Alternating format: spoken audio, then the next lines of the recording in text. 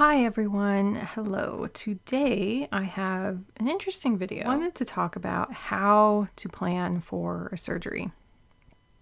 Now I have had numerous procedures and a couple, well, 3 surgeries in the last year and a half, I would say. Coming up on 2 years, I'll say that. Let's see, my very first surgery was just my wisdom teeth at like age 16. And I have to be honest, I like freaked out about that one. I was being neurodivergent, being very high anxiety. I was freaking out before that. And so when it came to addressing my Crohn's and other issues, I had to get a colonoscopy, and I was freaking out about that as well. Now, the worst thing about that is the prep. I think right now I'm doing mine maybe every couple years. We'll see. But I was about a year and a half between my 2 colonoscopies, but I needed my first one to get my Crohn's diagnosis. So I was a little fearful about that one. Once I got the right doctor and I felt better about it, I had my first GI doctor. I was like, no, I'm not ready. I'm not mentally ready for this, although I needed to get the diagnosis. Then I went to another doctor and I'm like, okay. Because I do have some history of like feeling out of control and possibly under sedation. Like that whole thing was triggering for me. I won't go into that right now, but just that like feeling that you're going to be put under and people are going to do things to you, that was very freaky for me. So anyway, I just wanted to kind of give that backstory of like, I was very nervous about my first few. Now I'm like, I'm going to have a great nap and then I'm going to have to heal up afterwards. So last summer, it's coming up on a year now, I had some concerning blood loss during my periods, namely one. It was like very, very concerning. I went to the ER. And so I finally went to a GYN who listened to me, and then she put me under, she had a procedure to scope out my uterus and see what was going on in there. It wasn't good. And so 2 weeks after that, I was having a hysterectomy and I'm great now. Like it was, I'm glad I listened to my body. But yeah, and then it took a lot of healing time after that. But then by like December of that year, I had healed up mostly from that and knew I needed to get another surgery. And then this is the follow-up surgery for that. So I've had some surgeries and I realized I could, when I get my surgery date and when I'm like picking a surgery date, I realized this is all the planning part. This is like the part that I do best. So this is my health planner. I take it everywhere. I have some different covers for it. They're all like Moterm ones, and sometimes I just like to switch up the colors. But this one is my favorite right now. And this has, just all of my weekly, I just did this one, but it has all my weekly information. I have a back area. If you can kind of see here, I have these like little taped dividers. They're just washi tape that's at certain intervals. It has some private information back there. But I have like doctor's notes back there and therapy notes and all sorts of stuff. So I'm carrying this with me to like go and do anything health-wise. So I went on Friday to my appointment here, and then I knew going into it, it was probably pretty likely that it was okay for me to go the next step to get hopefully my final surgery. And so so in my area, I'm in the Seattle Puget Sound area. We have multiple hospitals that in my network that I can go to. And each of those locations, sometimes doctors can be at them, sometimes not. So the ones downtown are definitely the ones that have the most specialists. And especially if you're dealing with a chance of cancer, you want an oncologist, oncology surgery person to be kind of handling these things. So it can be scary to think about, having these titles and these labels of doctors tending to you, but I would rather have them looking because they know right away if something is wrong. So if they get in there, and a lot of times with surgeries, they don't know until they get in there. And so when I had my hysterectomy, I wasn't sure if I was going to keep my ovaries or not. They had to kind of see where everything was at. I was really, really fortunate and was very close to entering a different stage of cancer, but it was so small. And my gynecologist actually just shared with me this last week, like if it had gone just another millimeter, we probably were looking at some chemotherapy and some other things. Like it wasn't much until it was not good. So, listen to your body. I just was like, something's not right here. Something is not right. This has never happened to me before. I have PCOS. I've had heavy periods all my life. This is not normal. That's why I went to the ER. So tell your doctor when you're like, this is not right. I need whatever kind of further examination. And that's when my gynecologist is like, okay, we can try to do it in the office. But it was so much better that I was put under. She could take all the pictures she needed. And I have pictures of the inside. And they were like, here, do you want these afterwards? That was before I had the diagnosis of anything. And I'm like, that's really interesting that something looks bumpy there. But I didn't I thought, well, maybe that's because that's normal. Nope, that was pictures of my cancer. So it's like, we joked when I was leaving, like, oh, these are be for my holiday cards. But sometimes you get the pictures and sometimes you don't get them. It just kind of depends on the situation. But they had no idea at that point what it was. But my gynecologist, when she came out, she knew something was up. She didn't tell me at that time, but then she did call me a little later going, okay, we have some results back. This doesn't look good. Anyway, usually if it's something really important like that, they will get you in right away. So I was looking at possibly between the point of knowing I would be getting in like 3 weeks later. And then when I went in to go see the oncologist, like literally a week later after all that, I think actually I found out like on a Wednesday. And I think by Monday I was in the oncologist. I think they pushed really hard for me to get in for that appointment. I didn't realize that until this last week because I just said thank you to her. But they get you in like a week later, and then that's where you can make the appointment for the surgery, which was then for me 2 weeks later. I was able to squeeze in a little earlier. Honestly, for some people, you're going to look at your schedule, and if you have kids or if you have other commitments or work or whatever, it's going to feel like you want to push it down the road so that you can get things done beforehand. I know if I was to wait another week, it could have been worse for me. I don't know how much growth could have happened within a week, but I also know that just sitting there worrying about it for another week was not going to help me.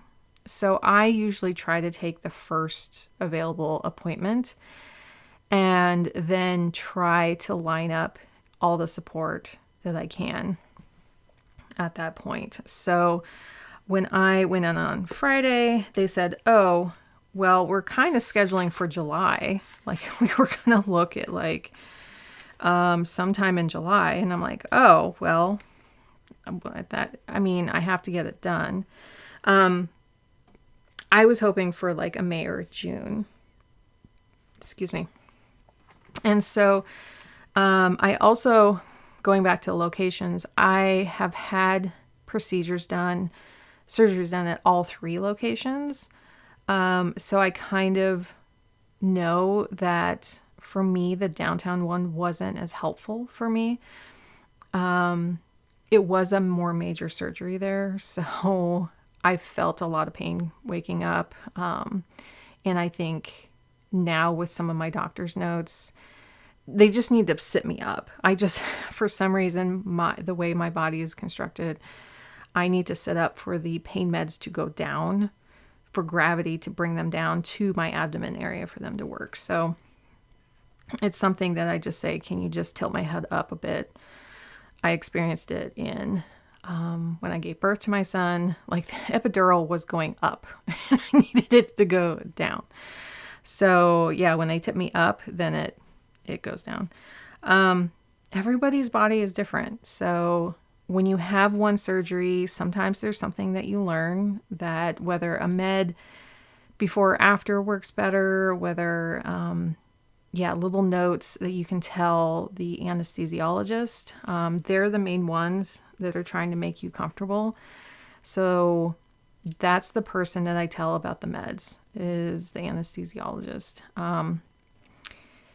And any kind of notes. And I have had really good experiences at the other two facilities. So when I went to sit down and schedule this one on Friday, they're like, yes, we do have an opening at the previous location you went to, which I loved. Had a really great experience there, especially with the anesthesiologist. He sat me up just a little bit. I remember him doing that right before he left. And I'm like, thank you. Thank you for listening to me. Thank you for allowing me to be heard. We'll see who I get. Sometimes you don't know who you get until you get there. But so they said we just had a block open up on May 1st. So I need to be there at 6:10 for 7:40. Now, what I've also learned is that sometimes you can have your partner or someone or a friend or a family member sit with you for a while. The first couple ones, I was alone because we were still kind of had some COVID rules of like, you can't have more than one person back there.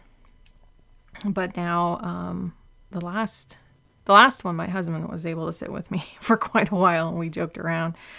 So I was very thankful for that. But yeah, it's usually about an hour and a half. Sometimes it's 2 hours that, you're sitting there. So when I put May 1st in here, and again, I was so thankful. I know that my insurance is going to be paid for by this month. We're kind of going month to month on our insurance right now. We think that's going to change soon, but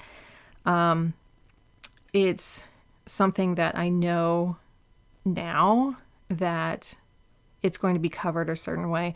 If you're in like limbo and maybe your insurance is changing, you really want to look at, so this was the other date they gave me. This is why I put a little question mark. I think I'm going to leave this here just in case something pops up this next week. It was like May 1st or June 5th. Like, that's all I had to choose from. Some other doctors who are doing operations a lot more frequently, they'll have a little bit more spots that you can ask about. Personally, sometimes the afternoon ones are a little better. For me, I've had colonoscopies in the early morning so that you're kind of up during the night and going through that whole process, and then you can get it done really early in the morning, and you're home by like 10 or 11, and so you can have a lunch and eat, that kind of a thing. I actually liked it more in the afternoon because when I went through and I used Suprep the next time, which was a lot easier than the Go Lightly, that I was able to have this pause from probably like 10 or 11 at night and sleep through until like 9 the next day, 8 or 9, if I wanted to sleep in, and still get to my 2 o'clock really well. Like, you do have to wake up the next morning and take more, but at least I got some sleep. You're going to be tired either way for a colonoscopy, but I just found that I think next time I do it, I'll do an afternoon. And usually if they're combining it with an endoscopy, if you're looking down your throat as well and into your stomach just to see if there's anything else going on, this is for my area.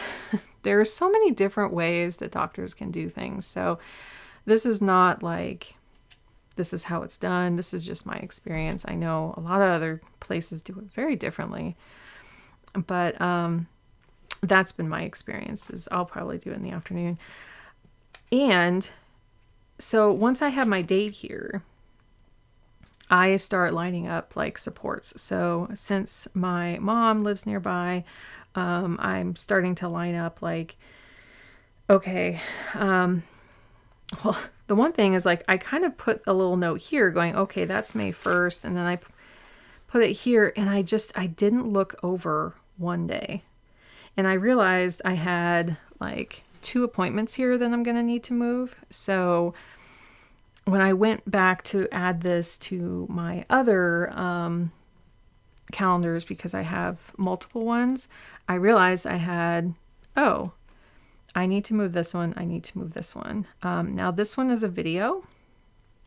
So another important thing is like, once you have your surgery date, you're probably not going to really want to go anywhere for a week. It could be up to multiple weeks, depending on your surgery. If it's something like back surgery or anything that is just going to take a long time to heal, it could be inner ear surgery. It could be, I mean, something really major as well. You could be out for the month after that. So, but still, going in as soon as possible is probably going to be helpful, unless you have something really major you want to do before that. It could be like a major work project. Again, I'm of the persuasion of like, just get it in there, get done, so that now I can look at like the month of May of healing.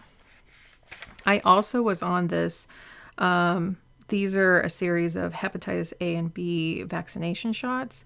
I didn't know this going in at the beginning of the month, but I wanted to do the accelerated schedule. So I got one at 0 weeks, and then you can get one at 1 week and get one at 3 to 4 weeks. And so I scheduled it at 3. Well, this fits in perfectly to get them done before my surgery, so that once I'm done, I'm going to need to rest, and I really can't go anywhere for a while. So I was really thankful I can get those all in. So I'll go this coming Friday, and then I'll have my surgery done. So that was just really lucky. You may want to look at that too, though, if you're getting like a series of something, or if you need, like for me, I was getting infusions for my Crohn's.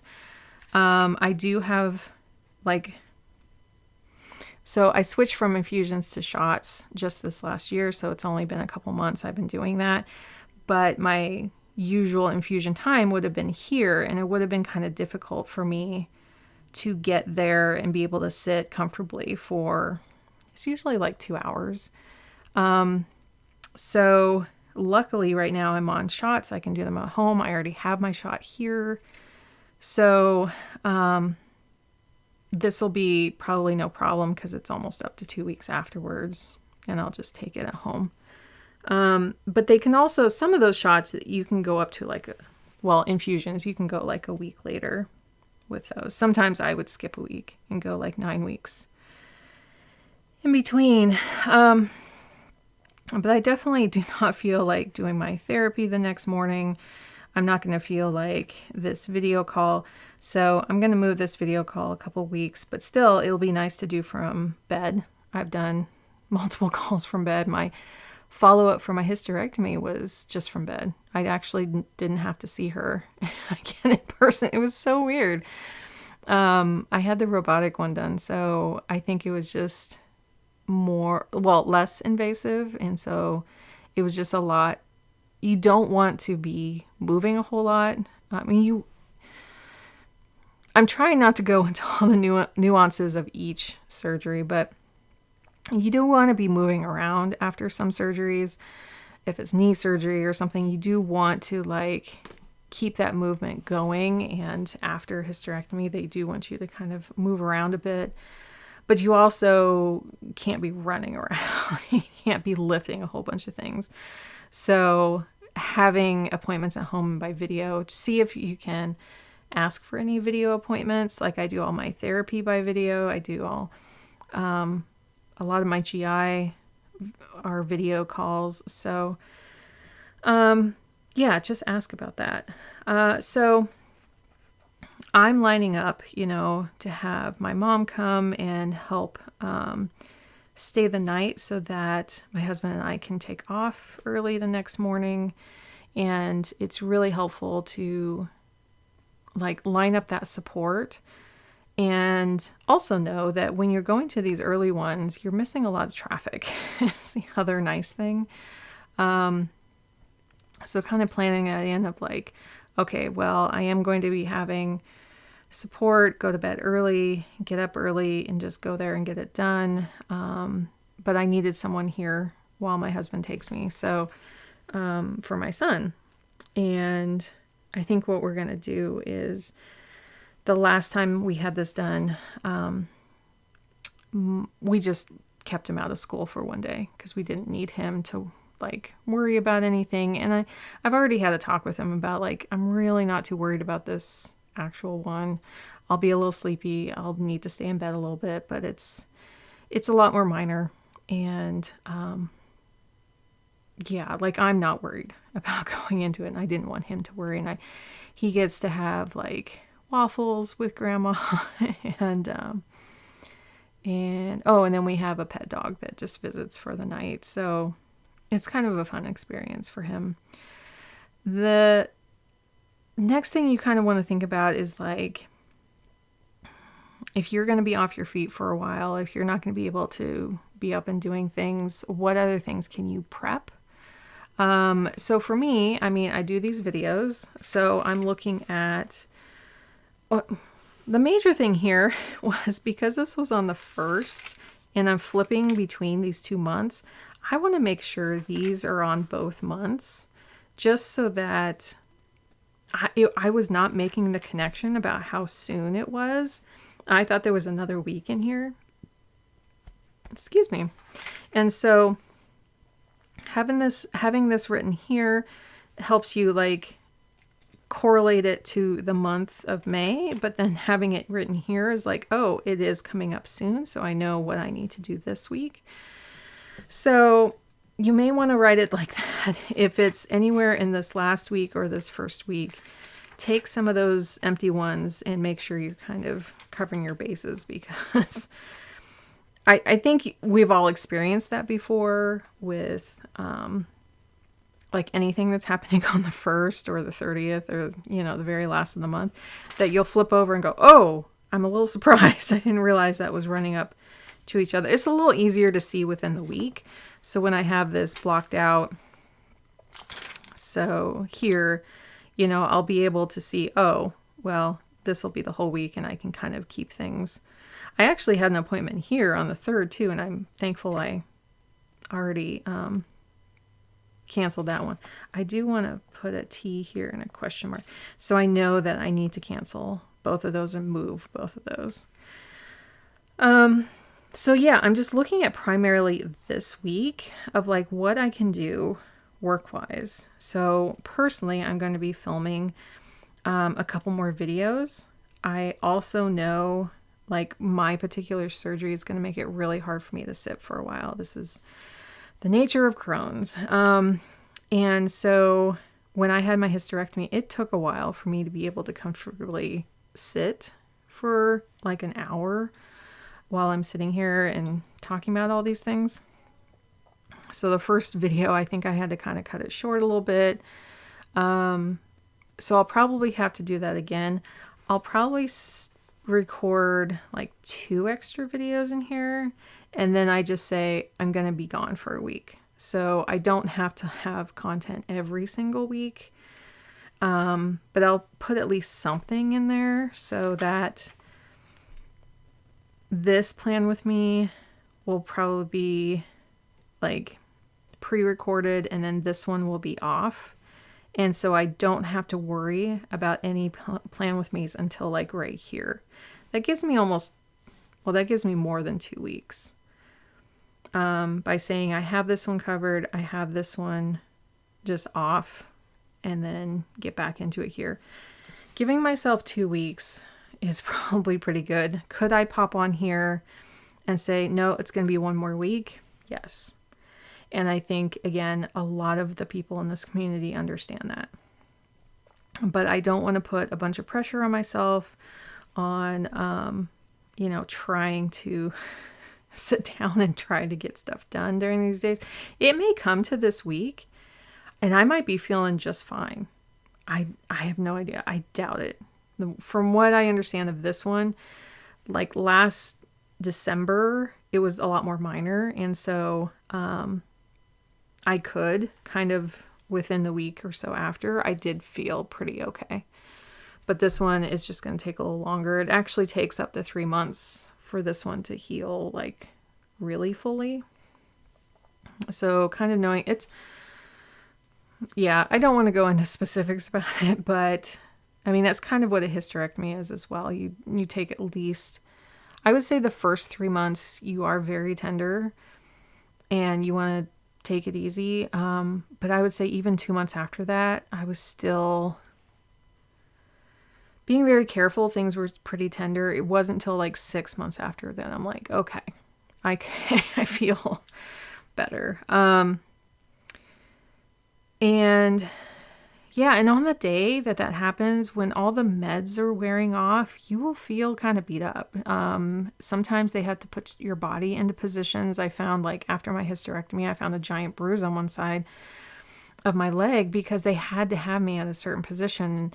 When you're asleep, you don't realize like something's hurting you, like pressing into the side, just with logistics. And then my December one, I was like, oh, my hips really ache, but they have to put you in position sometimes that when everything wears off, you're just like, oh, I'm just kind of achy. So definitely making sure you're very comfortable during those days. Usually for most surgeries, all the surgeries I've had, besides any kind of prep for colonoscopies, I just have to cut off like food from the night before. So I'll eat normally, and then just have liquids from usually around 10 p.m. on, which is usual for my, no matter what time of day the next one is. And then I do have to think about what kind of meds I'm taking. So like what time of day. So fortunately, I take most of my meds in the like at dinner time. I used to take some at noon, some at dinner. Right now, which I think I'll just keep for the next couple weeks here, I take them all around 5 p.m. so I can take them here and then have a little food with them because one of the meds I take, I really need to have food with it. And then the next day, I'll be through surgery and at home comfortably by the next day, 5 p.m. meds. So I do think about that. Sometimes I would take some blood pressure medicine like right around noon. And I have had the doctors say, oh, just take it right before, especially if it's a med that doesn't need like you to take food with it. So talk with your doctors, see about like the timing. And usually your doctors will kind of go over that, or the person scheduling the surgery, just kind of talk to them about how you want to space out your meds. Sometimes people are taking meds all day long, and so they have to figure out like if I take these before I go in or I take these after or at the hospital, they can give them to you. Just ask, see, what you need there. There are some pre-meds that you may take. Sometimes they're optional. They usually, for me, it was something like a Tylenol and it was something else. And this time I'm not going to take it because they did say it was optional. Something that made me really dizzy last time. And I didn't have that with any other surgery. So I'm really interested to find out the name because I'm going back to the same facility. And it was just a pre-med that I had the option of taking right away, just kind of maybe de-stress or limit like nausea. And I didn't need it. So you can ask about anything like that. If a nurse comes to your bedside and says, here, say, are these optional? The Tylenol I don't mind taking. Sometimes on an empty stomach, it can feel like a little, but because you can't eat during that time. But what I did was I said, can I take it right before I go in? Because then I won't feel the nausea, because it's like I'm about to be rolled back. So why don't I take it 10 minutes before, not an hour before? So I don't sit there and have like this empty stomach, like working on a pain med. So ask about it. And you know that during your surgery, the doctor comes in, the anesthesiologist comes in, ask questions. Sometimes, and I've had a doctor or nurse who was becoming a doctor, she was getting training experience. And so this was when I had, before I got my diagnosis before my hysterectomy, she followed me throughout the whole experience. And this was like, besides a colonoscopy like 6 months before, this was like a major thing. But this was like my next major kind of surgery. And she made it so much better. I was like, I wish there could be this like kind of advocate. She wasn't quite advocating for me. She couldn't take that role. But she could actually be with me at points where family couldn't, right? Like she was in the room. She was in the wake up area. She was in all these places with me. And oh my goodness, did that make such a difference. She and I could talk about other things while she was observing, and she needed this experience to further her training. So if there's someone like that, please, like, and sit and they ask you, is this okay?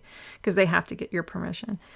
Say yes, because it could be a really comforting experience to have this familiar person as you're going through everything. And especially, I didn't have my husband with me at all for that one. So it was really helpful to have someone with me for all of that. The other prep that you might need to do are the special showers that you'll have to take. And they do ask for you to have clean sheets when you go into your bed the night before.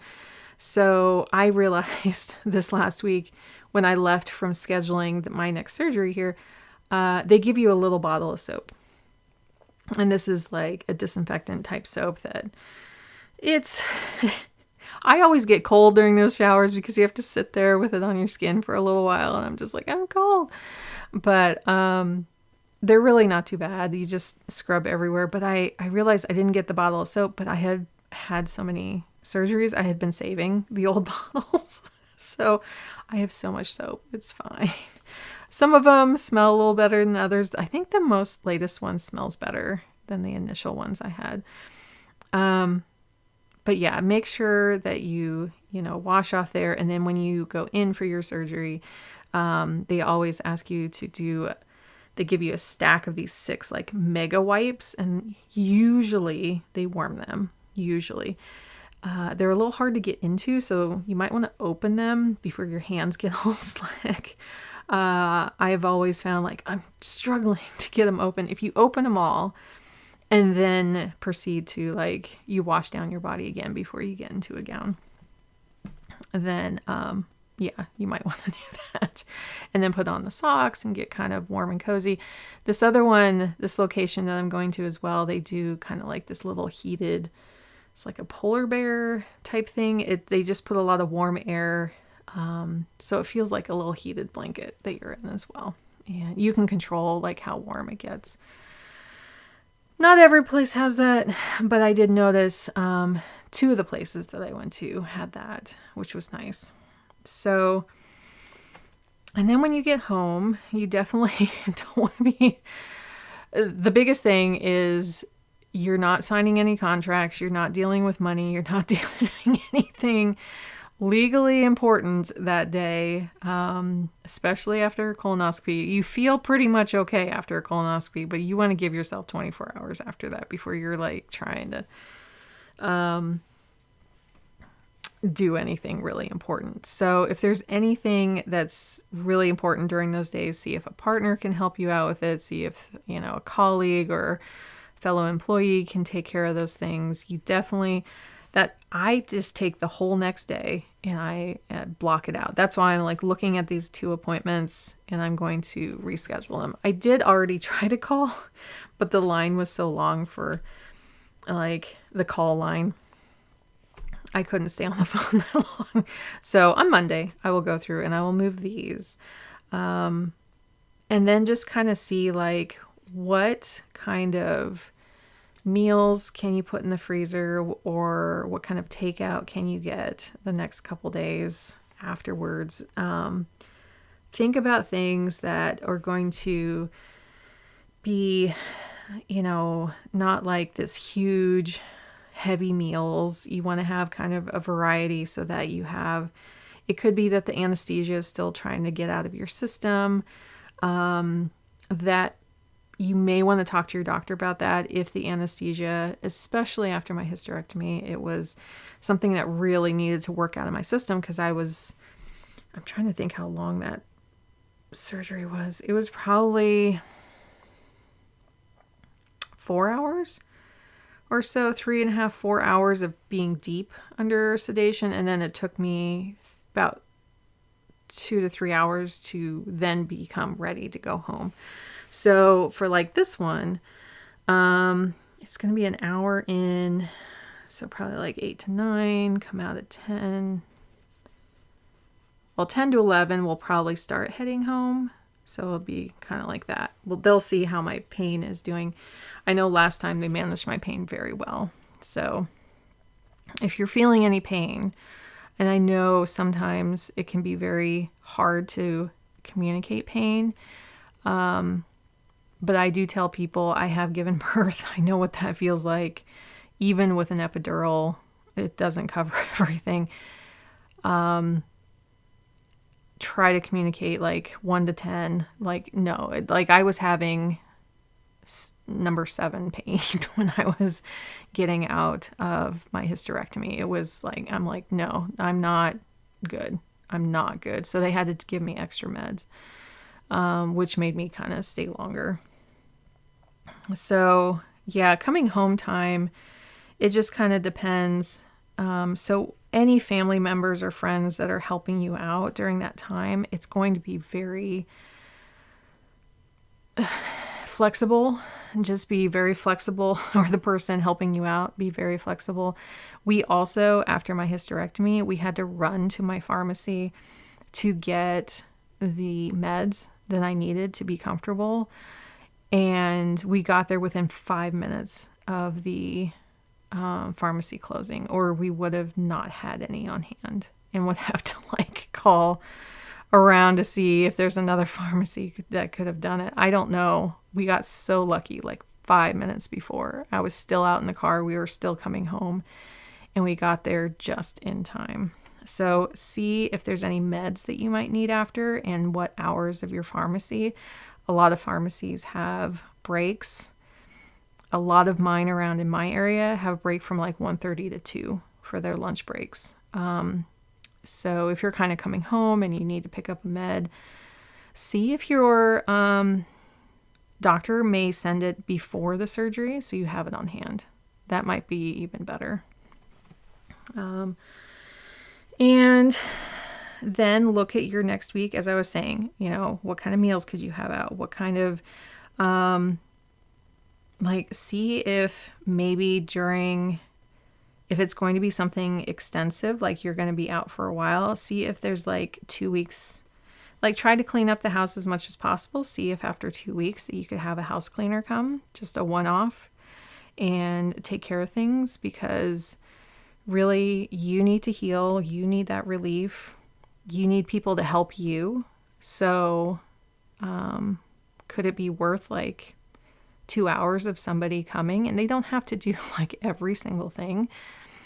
But I also know that like during my hysterectomy time, I had other people doing my laundry. So I made sure that what I wore could go easily through the laundry, that I didn't have anything special like that needed to be hung up, that needed to like be laundered any differently, that needed dry cleaner, whatever. I I wear pretty much comfortable clothes, but some of the things I want like hung up so they don't shrink or anything. I just made sure I pulled those all aside, and I was like, I'm going to just wear things that are super easy for for someone else to do my laundry very easily. And it could be that you're doing some sponge baths at first, and then you might need a shower chair. I did for a while after my hysterectomy. If there's something that you cannot put like weight on your leg or certain things, you may want to see like if a shower chair might help. You may be getting visits from nurses afterwards. Sometimes I know my mom used to be a visiting nurse. She would go to people's homes and see how people were after their procedures. So it may be that there's a nurse visiting, changing dressing, just checking up, making sure wounds are healing well, or you may not.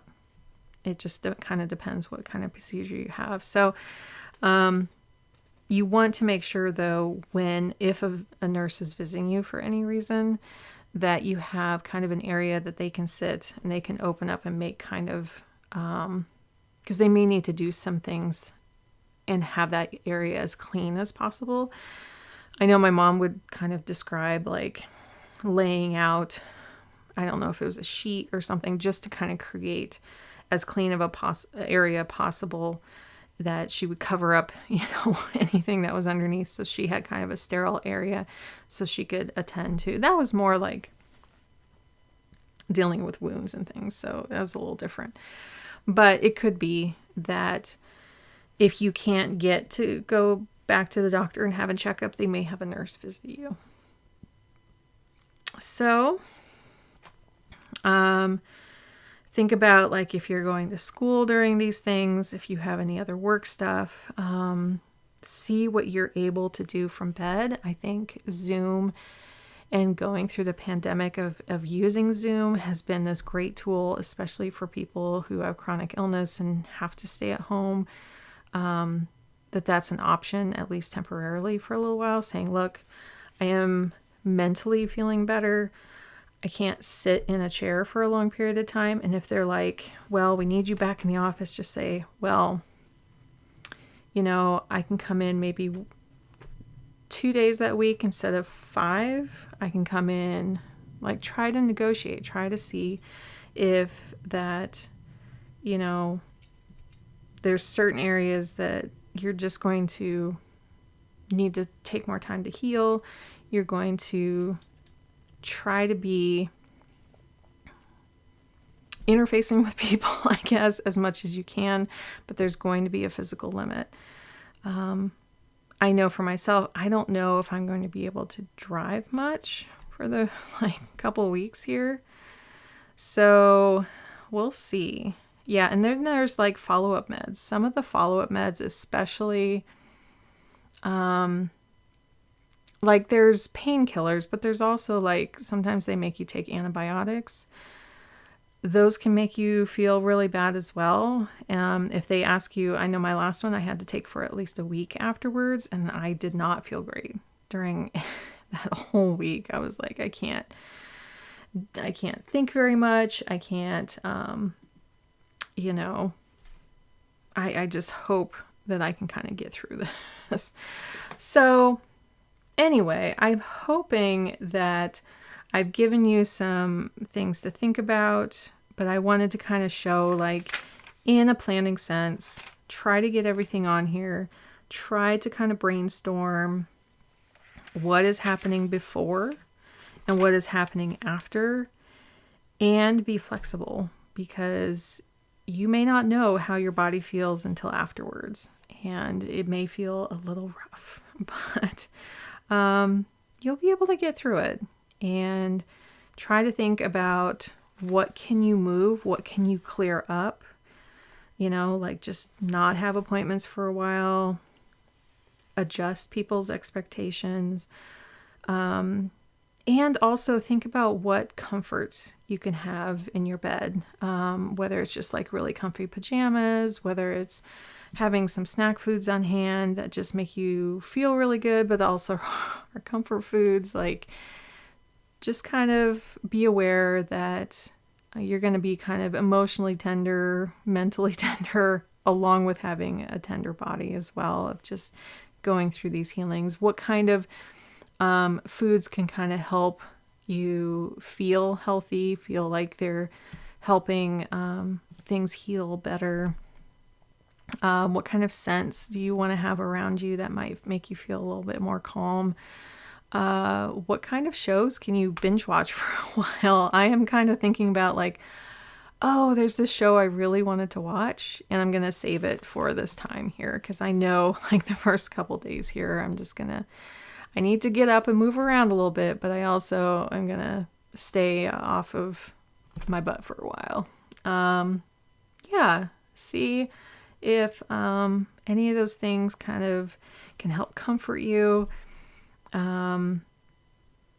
And see if you want visitors or not. It may be that you really don't want to have many people around you, as long as you have a caregiver that can kind of help you, or call upon someone who can help, check in on you and make sure everything's going okay.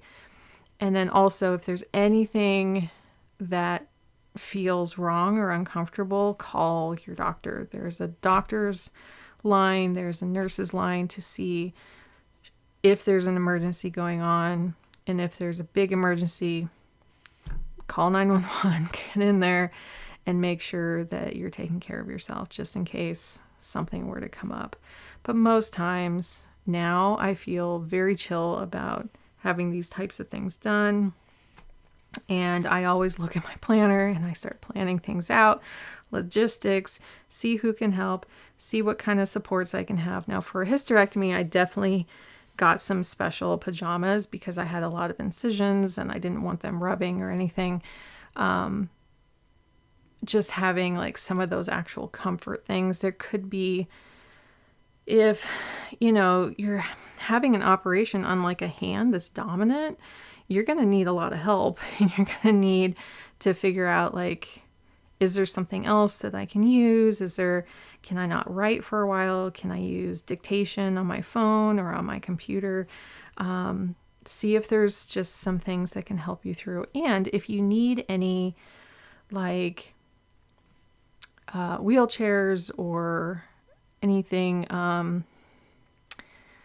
what else? Any kind of assistive devices in any way, there are places you can buy them new, but there could be places in your community that take donations. So near us, we had a place that you could take donations of wheelchairs,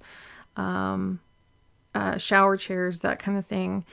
And we went there when my son broke his leg. We needed one right away. And since my mom was a nurse, she's like, oh, there's this place nearby that you can get one for cheaper. And so when I went in there, they had all different sizes and things. So if you need like assistive devices, those can be a much cheaper option and much quicker option as well. So that we didn't have to wait for insurance to get them. Sometimes you can ask your doctor for a temporary, I know for my son, we had a temporary handicap parking that we needed at the school so we could get them in and out and get him into the school. Like, otherwise it would have been way too hard. And so sometimes you can have that for like temporarily. I think the red ones are temporary. And you get it for like a month or so. So that might be something if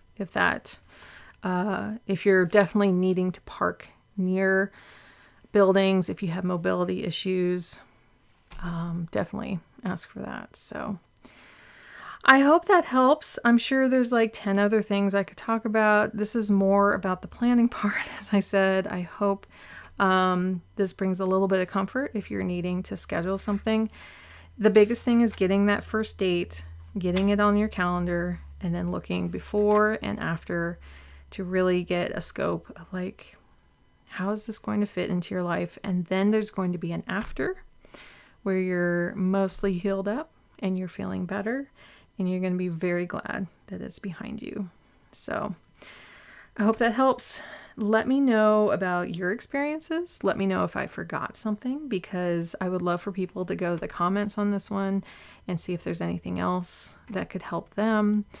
Because yeah, I'm only talking about my one and only experience.